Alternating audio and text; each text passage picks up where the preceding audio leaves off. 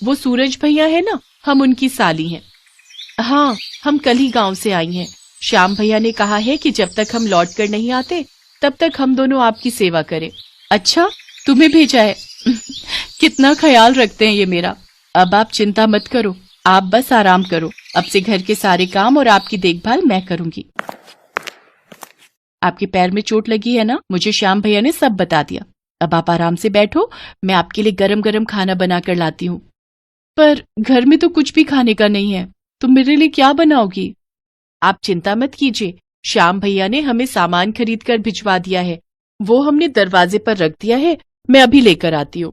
शोभा पहचान ही नहीं पाई कि उसके घर में तो साक्षात माँ दुर्गा की सेवा के लिए आ चुकी थी। माँ ने चमत्कार से पूरे घर को अन्न और धन से भर दिया। देवी माँ में शोभा की खूब सेवा करती थी। देवी माँ शोभा के पैर में औषधि का लेप लगाती तो शोभा के पैर के दर्द को आराम मिलता। तुम दोनों के आ जाने से मुझे बहुत आराम मिला है, तुम मेरा कितना ख्याल रखती हो। तुम्हारी सेवा से मेरा पैर बिल्कुल ठीक हो गया, पर अब तुम वापस जा रही हो, ये सुनकर मेरा मन बहुत दुखी है। कुछ दिन और ठहर जाती। अब हम दोनों को जाना होगा, कल श्याम भैया भी आ जाएंगे। यहाँ रुके हुए हमें बहुत दिन हो गए, अब हम दोनों को वापस जाना होगा। देखो, अब तो आप पूरी तरह ठीक भी हो गई हो, लेकिन जाने से पहले हम आपको कुछ देना चाहती हैं। ये लो, ये नारियल। नारियल? ये किस लिए? ये नारियल इसे तोड़कर आप खा लेना। देखना, अगले 9 माह के बाद आपके घर में एक बहुत ही सुंदर प्यारा बालक जन्म लेगा। सचमुच तुम कितनी अच्छी हो, ऐसा लगता है कि तुम्हें हमारी सारी दुख तकलीफ पता है। मैं इस नारियल को जरूर खाऊंगी। इसके बाद वो दोनों वहां से वापस लौट जाती हैं। तभी श्याम और सूरज आ गए।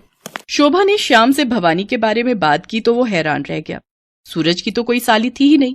श्याम को भी कुछ समझ नहीं आ रहा था। मैंने तो किसी को नहीं भेजा। शोभा, तुम्हारा पैर तो बिल्कुल ठीक हो गया। वैद्य जी ने तो कहा था कि काफी समय लगेगा। विजय लक्ष्मी और विद्या ने मेरे पैर की खूब मालिश की, मरहम लगाया, जिससे मेरे पैर का दर्द बिल्कुल ठीक हो गया। अगर उसे आपने नहीं भेजा तो फिर किसने भेजा? वो तो अपने साथ बहुत सारा सामान भी लाई थी। देखो, भंडार घर में बहुत सारा सामान पड़ा है। शोभा श्याम को भंडार घर में लेकर जाती है। वो दोनों चौंक जाते हैं। भंडार घर में अन्न और धन भरा हुआ था। वहां धरती पर उन दोनों देवियों के चरणों के निशान छपे हुए थे। साथ ही उनके पास कमल के फूल और छोटी सी वीणा रखी होती है। उसकी आंखों से आंसू की धारा बह जाती है और वो उन चरणों पर माथा टेक कर खूब रोता है। शोभा भी अब तक सब कुछ समझ गई थी।